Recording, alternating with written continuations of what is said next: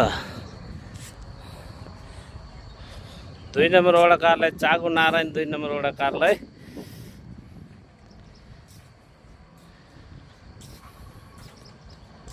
हाम्रो यो बस्ती सबै सर्लक्क अब भरिँदै गयो।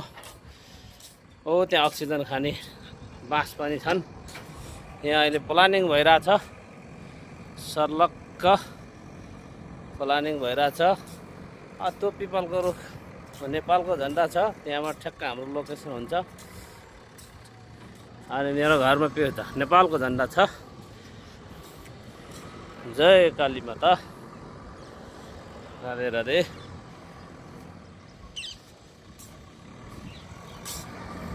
अब अहिले प्लानिङले अलिकति जग्गा बाँकी थियो, यो पनि भ्याइसक्यो होला। अब यहाँबाट चाहिँ अब सर्लक्क यताबाट बाटो सरर निस्क्यो, त्यहाँबाट स्वाट बाटो त्यहाँ जाने भयो। हाम्रो कायदा खालको चाहिँ भयो।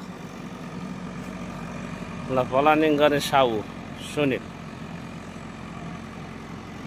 त्यहाँ उठिरहेछ। अब त्यो हाम्रो दाजु कुलबहादुर दाईको घर, कुलबहादुर बोहरा दाईको घर त्यति हान्यो। यो कुलबहादुर दाईको घर, यो मेरो घर भयो। ल सुन्दर बस्ती एकदम राम्रो छ।